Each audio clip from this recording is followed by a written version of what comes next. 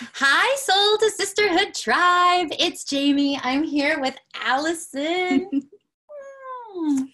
And I've got to tell you, it was a happy accident today that Allison thought she was coming over here to do her interview instead of us doing it via Zoom, where she sits at her house and I sit at mine.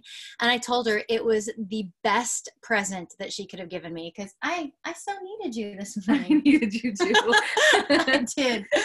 I'm telling you, that Aquarius moon last night just I've been having some problems getting myself together today. So thank you. I needed this sisterhood. But Allison is one of the 38 featured sister goddesses in our Soul to Sisterhood book in the 36 chapters. And this is kind of fun because I get to start this interview with her sitting right next to me, but I get to say while she's right here the introduction, which if you've seen some of these videos, you know that I usually start these videos with a few seconds of an introduction as to why this woman is so special to me and to the world. And this morning, as I was thinking about Allison's introduction, I said on the Facebook posts earlier in the week that I've been lucky enough to call her my friend, my colleague, my mama to mama support system. I mean, we've been lucky enough to work together, to like have a beautiful relationship outside of work. And one of the things about Allison that struck me from the very first moment I met her is her beauty. And she's got this gorgeous smile. But as soon as she smiles and makes eye contact with you, you know that that beauty is coming from that deep inner wellspring of inner beauty and love and compassion and resourcefulness. This woman is one of the most resourceful women I've ever met in my life. There'd be so many times when we'd be talking and I'd think, man, that is such a brilliant idea to figure out how to do that. And I know I'm not the only one that feels this way because for Allison's 40th birthday 2 years ago, I got to host through a series of events because we had a hurricane that canceled the first one. I got to host her birthday blessing. So I got to have Allison and a circle of your closest goddesses here at my house. And we got to spend a few hours just loving you and telling you why you're so valuable to all of us and to the world. And I remember one of her best friends said, you know, with tears in her eyes, "You are my person." Yeah. You remember that? And she said, "You are my person." I'm gonna cry. I remember, but across this circle, I looked at all of us because I was feeling this way. And I think all of us were thinking, she's my person.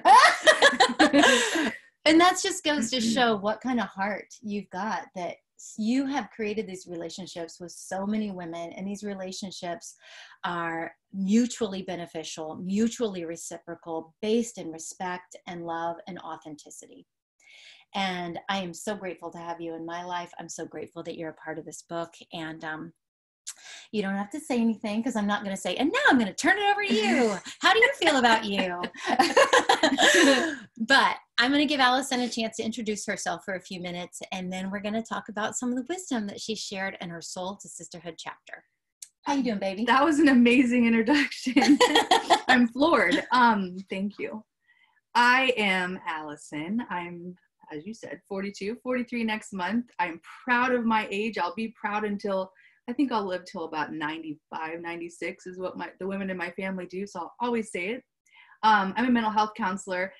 I am so blessed to be in a high school. I work at Sarasota High School working with tons of teenagers as well as staff and sometimes even administration, doing my favorite thing, which is talking and really listening. And I have two amazing, energetic, hysterical little boys. They are 8 and almost 7. And I'm married to a very strong, manly man who is a huge support for, exactly what we are really wanting our family to look like. And it's been a journey, as they all are, and ups and downs, but every day I feel like I'm moving in the right direction and becoming more positive and really living the dream that I want to live.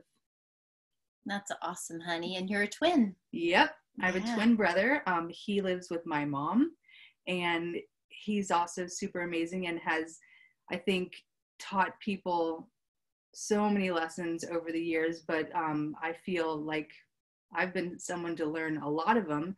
And he really is the drive behind a lot of things that I do and my work. Yeah. And so when you talk about your twin, you guys grew up together and had a really fun kind of way of relating to each other, right? Mm-hmm. You said he was kind of like your boys, very energetic. Yes, he was. And my mom said that we had a twin talk. So before we were even talking the English language, we had a language that we developed. And she even remembers some of the words we made up. I don't remember them, but she said that I got in a lot of trouble. I was the instigator and Jason followed. So we had a lot of fun. But he was an amazing kid. He was very energetic, one of those kids that has a really hard time socially, but he was, and scholastically, but he was brilliant in two areas. And they were drumming, which I remember him, maybe a picture, I remember being 4 or 5 and drumming on pots and pans, and that took off. And he was a part of 2 professional bands by the age of 12 or 13. And then he also was obsessed with flying. We have Uncle Steve, rest in peace, an amazing family friend, not even a blood uncle, but we called him Uncle Steve, and our Aunt Kate, that flew, and we would visit them often. And since the day Jason was a part of that, he knew he wanted to fly. So he had enough hours by our 16th birthday that he got his pilot's license. So he had a really hard time with school, had a really hard time with making a lot of friends. And I remember teachers not treating him really well, just because, he was kind of annoying with that energy. But as we all know, and a lot of the amazing teachers I know and have grown to love, there's just a different way to handle different children. And he taught me that, and thank goodness, because my boys are on that same path. But they're amazing, and they have had the blessing to have teachers that know the ways to help them become who they are too. Wow. Mm-hmm. Well, when you guys were a little past that 16th birthday, Jay suffered a brain aneurysm. He did. Yeah, he was sick for a while and still, typically or functioning like a normal, I hate to use that word, but he was with us as we are now. And then a few weeks later, he ended up in the hospital after having a really scary seizure in the middle of the night, and then had everything go wrong that could go wrong medically, and we ended up basically living in the hospital for about 6 months. And I thought one day it would be like the Lifetime movies I watch, where you just wake up from a coma and you're like, what day is it? But it's not like that. So he would, move a thumb, move his eyes. And I mean, this was like month to month. He had to learn how to eat, hold his head up, go to the bathroom. It was quite a process. And this was all while my dad taught at my high school. My mom was teaching as well. They both taught music, and I was at my dad's high school, and I just wanted to be at the hospital. Wow.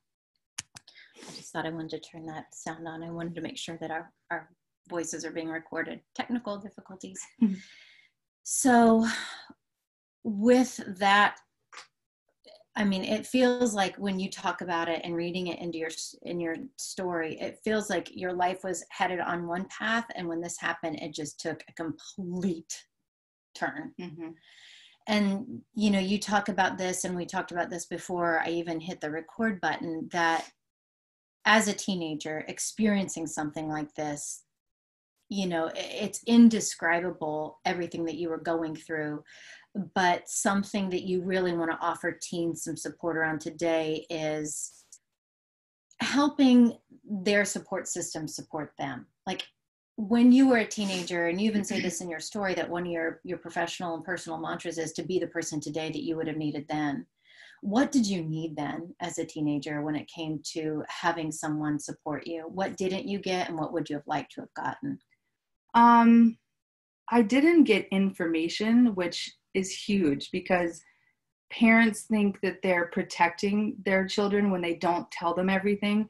And I think at a certain age and maturity level, and you as a parent know that your child should be allowed to have all the information and then do with it, what they choose. And that was really hard. I always felt like I was kind of kicked out of the room with doctors and nurses, not all the time, but I felt like my parents, and to no fault, they felt like they were doing what was best at that time. And I mean, I've had many of those moments as a mom and then gone back and gone, maybe I, could have done that differently. And I don't know if they feel that way or not, but I do remember being very angry as a teenager because I wanted to know all the information that was given about Jason, and just felt really scared and just kind of out of the loop. So I always, when parents ask me advice about, grieving or really difficult situations, or even not, I just say to them, age appropriately, be as honest with your children as you can, because they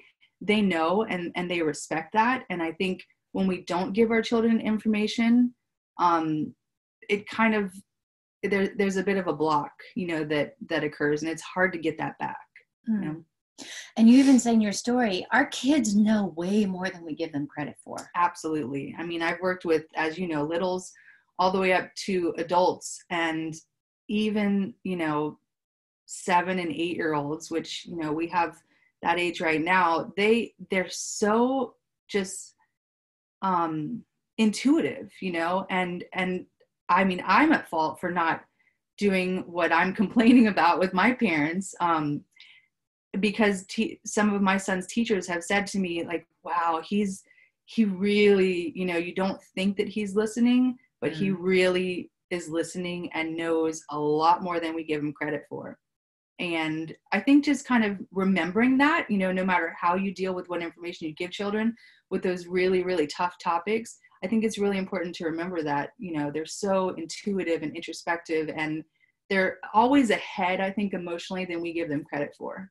Yeah. One thing that you talk about too in your story in relation to being authentic with children is dealing what you've dealt with and going through what you've gone through with your brother. You really feel like it's given you this courage to ask questions instead of making assumptions, because you feel like so many assumptions have been made around your family's experience. Like, you should get over it on this timeline, or you should, quote unquote, act normal, whatever that looks like. But that, no, you want to get rid of that, and you want to stop making assumptions and ask questions so that you're authentically able to relate to someone. Can you talk about what that's been like for you? Yeah, I mean, I think a lot of you out there that have dealt with grief or any tragedy always hope that people would treat you a certain way. And the thing that I want everyone to remember, and that I, try to talk to with my clients and my students, is that, no one knows how to treat someone if they haven't gone through it. And so every human is doing the best they can.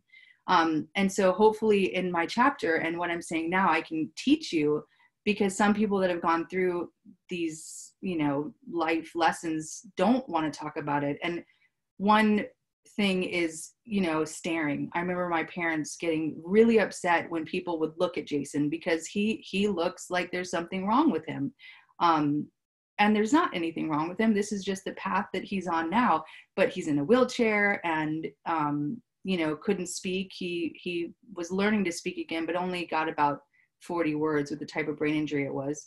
And is, very repetitive with what he says. And so a lot of people would stare.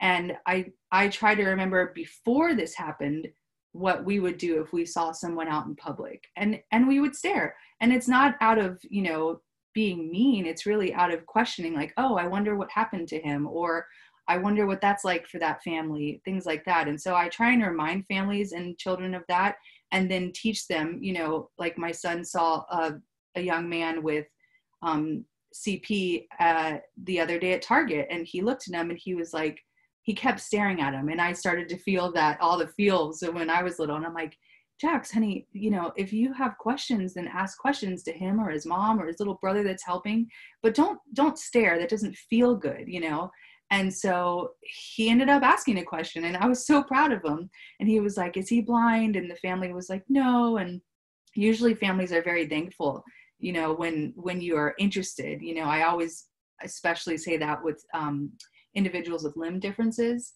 And, my kids love to ask people, like, where'd you get that robot leg? Like, how did that happen? And the majority of people are so pleased to have someone talk to them about what's very obvious instead of just looking at them. And I think that that's huge, you know, the same way where we want people to ask us questions when we go through tragedy and we go through loss and we grieve. I always try and remind people, you know, when we lose someone or when something happens, everyone's there for the first month, right? Mm-hmm. You're getting food, you're getting phone calls, you're getting hugs, the family's checking in.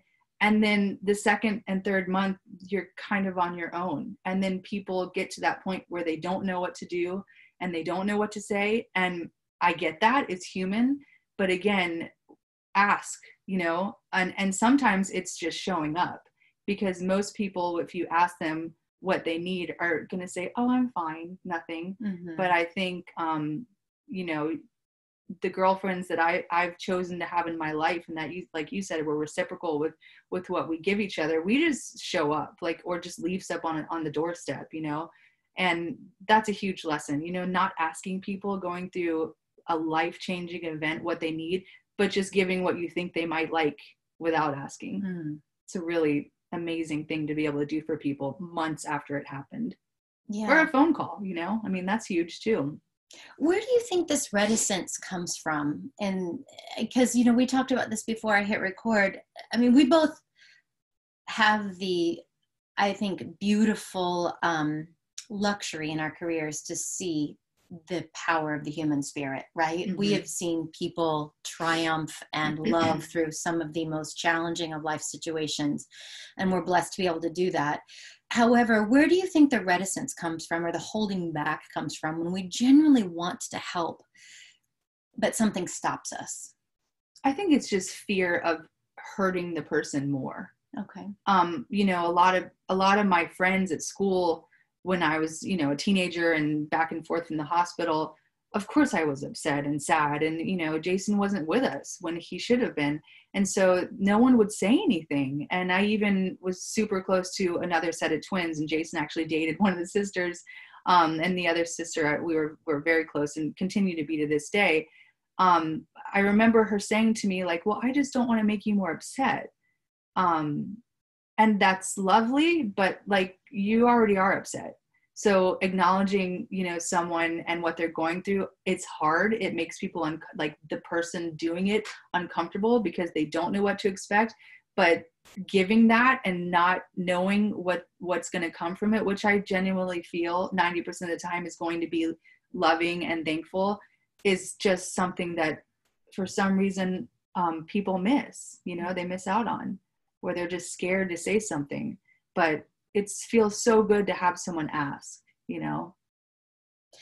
And it also, I think, feels so good to be the one asking and to trust in yourself enough that you do have comfort and support to offer. You may not have the exact right words, but there probably aren't the exact right words. Yeah. It's just being there. No, it's just showing up. Yeah. Yeah. You know, you say in your story that if Jason could talk today, you believe he would say thank you. Yeah. To you. How come? I think my family, we've all dealt with this in different ways. And, you know, spiritually, things were not as they were growing up after this happened, because, and I'm not a parent that's gone through this, so I could never speak for my parents, but I do remember just the idea of, like, you know, what kind of God would allow this to happen to my child. And so I, you know, kind of stayed with that as well. And then when I went off to school out west, I found myself in a place where I could deal with, I missed my spirituality and deal with it differently. And I kind of had this awakening from just a meditation that a woman taught me. And from that point on, and reading some really, really great books. I love self-help books. It's like the only thing I ever read. Just feeling differently about the whole situation. And instead of being angry and being sad, I just thought, what can Jason teach us, you know, or how can he still be happy? And sometimes that's just in the spiritual sense, because now he's worse off, and, you know, it's really difficult to connect with him. And it's really hard for me to see him person to person, like, you know, in front of me. And so I just try and connect in different ways and write and really think about what our lives would have been like if we didn't have this. And, you know, things changed in huge ways after Jason had this happen, for my mom, for my dad, for me, for my career. And just, I mean, I think I'm a better person after going through that tragedy. I really do. You also talk about in your story that you have, you know, superpowers of empathy. Yeah. Sometimes I feel like it's hard to have in my own home. Well, you have to remind yourself of that. It's like the plumber with the broken toilet. So, you know, I always say, and the reason I bring that up is because I think anyone that deals with this kind of stuff needs to be easy on themselves. And that's something I'm guilty of not doing. But when working with other people, and when I give myself time to breathe and meditate and do things that fulfill, you know, my soul, I am definitely much better at it. But with the people I work with, just the connection of actually looking in their eyes when they talk and smiling and making that kind of connection where you're listening, not to respond, but to actually hear what they have to say. I learned that from that experience for sure, because that is a loss in humanity. You know, we are there. There's so much going on and we're so busy, and, you know, sometimes we just can't help it. You know, the way the economy is and the way life is just moving so fast that, you know, just kind of calming down and taking a breath. And when someone speaks to you about anything, you know, I love working with teens, and people always look at me and they're like, oh my gosh, you know, bless you. And I think teenagers are so real. Yeah. And when they find an adult who will actually listen to them, like they feel like they're being heard, no matter how, you know, silly or negative or whatever they're saying is, if they feel heard, it's like you're opening this huge opportunity for growth for both of you. I mean, even the teenagers that may have learned nothing from me, I learned volumes from them. Wow. Yeah. Wow. And they're so lucky to have you. Thank you. Yeah. And I mean, listening to you talk about teens, I just feel like when, as an adult, a child views you as worthy of their trust, that is a huge compliment. And you've got that coming at you all over the place, because I know your students love you so much.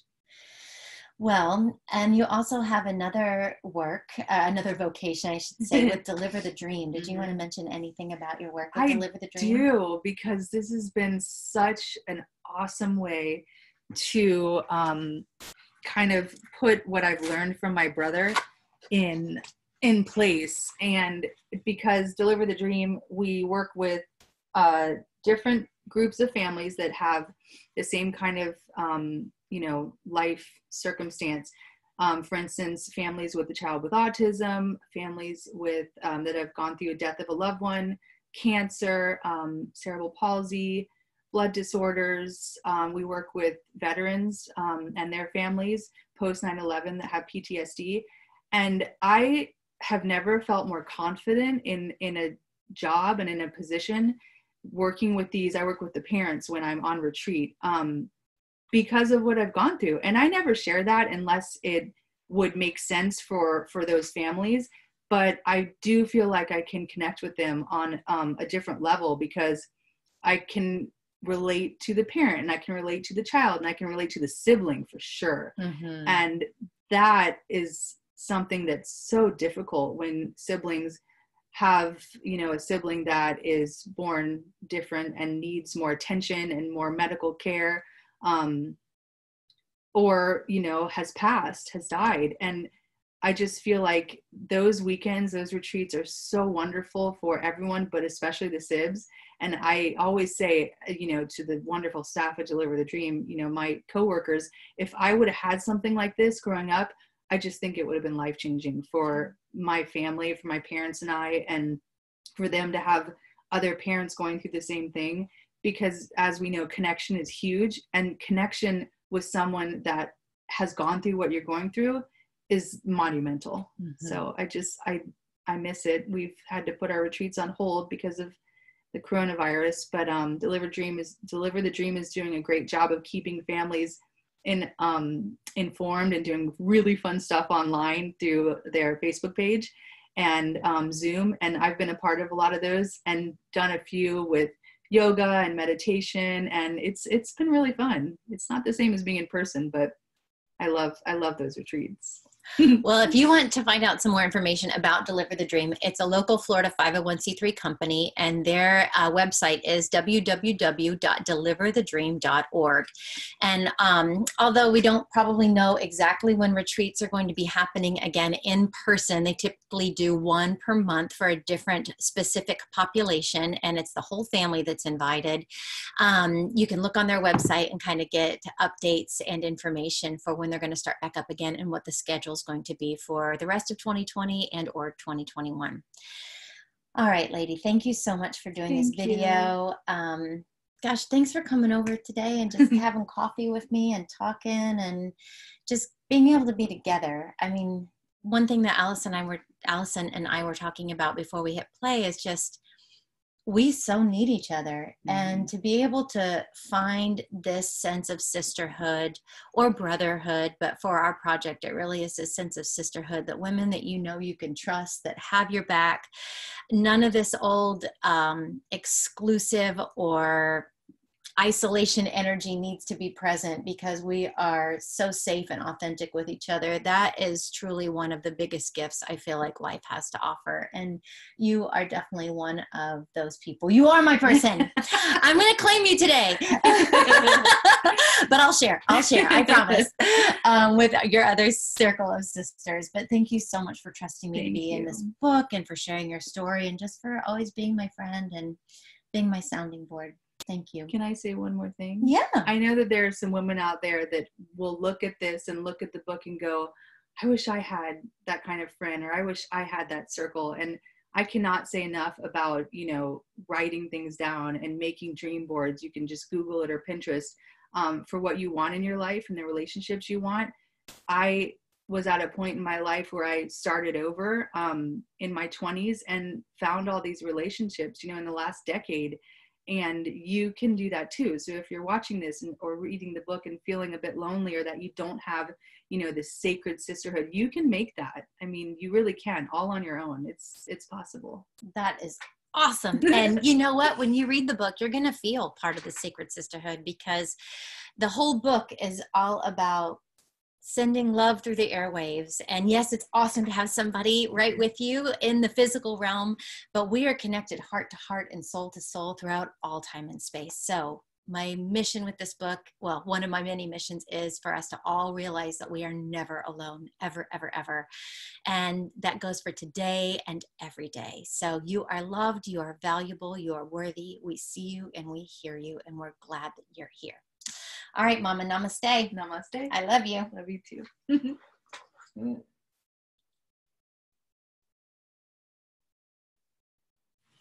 All right, Soul to Sisterhood fam, that hug was for you too. So get on in there and feel that love.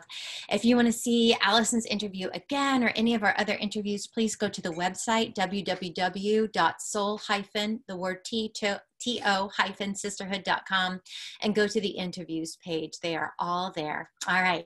Namaste. Woohoo!